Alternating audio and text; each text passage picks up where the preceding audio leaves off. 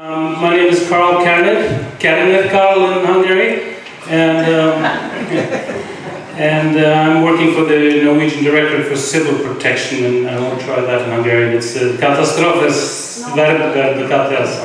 It's about catastrophes, and I'm working in the unit for regional and local risk adaptation, and most of the people we work with are the local municipalities, local authorities in Norway. So I'm very familiar with this kind of crowd, and I'm very happy to be here and to be talking to a group of people from the local level where most of the real work is done in every country, as you all know. I understand that you have had a very intensive time and gone through a lot of training just within some months. These things we have been doing for about the past 10 years. So this is material that takes time to mature, and I'm very impressed from what I hear, what you've gone through just in these months. A few words about the EA grants. It's part of the EA agreement from the early 1990s between the EFTA bloc, at that time was a big bloc, and the European Union. Nowadays the EFTA is only Norway, Iceland and Liechtenstein, and these grants are part of their contribution to the European Union as part of that agreement.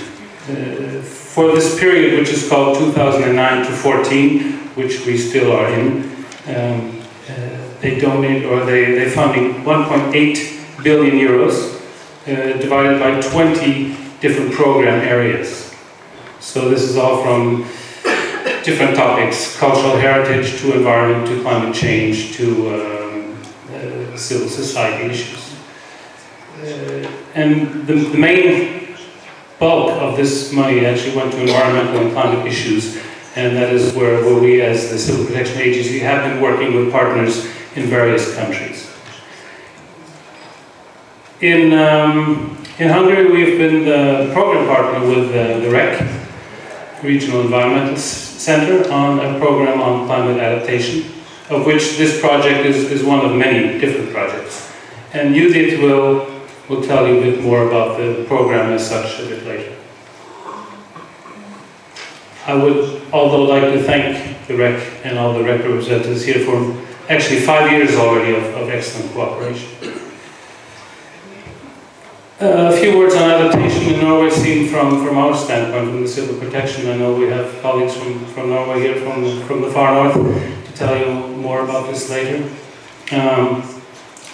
For those of you who have been in Norway, the country is basically full of topography, lots of mountains and rivers and canyons and all the good stuff, which is also very dangerous because these rocks tend to fall down. And we have lots of weather. You know, weather is the big topic. When you meet someone, you talk about the weather first, because it's always changing and it's often very dramatic. So, and we have also something which you don't have in Hungary at all, and that is a coastline. We have one of the longest coastlines in the world. So the issue of sea level rise is not abstract. Let me tell you, it's extremely concrete in Norway when we talk about sea level rise, because absolutely most of the population lives along the coast. So this is an everyday experience. As a result, this issue of climate change very early became a part of the daily agenda. It was not, of course there are discussions of how serious is this, but it quickly became part of the discourse with local municipalities. So we started approximately 10 years ago with the national efforts, like here, like you'll hear about the NAGIs, the data collection, the projections, the meteorologists, and all the science-based basic work. But then the question came from the municipalities: what does this mean for us? How can we actually work? I mean, okay, the scientists, they present all their science, but often we found that the local communities, they did not know how to translate this science to their everyday work. You know, what does it mean for my spatial planning? What does it mean? Where can I construct? Do we have to do something about these rivers? Will they dry out? Will they flood more? And so on. So it's very real problems. So that's why we actually started this work on local risk management. And we at Civil Protection, we see climate change just as one risk driver among other things.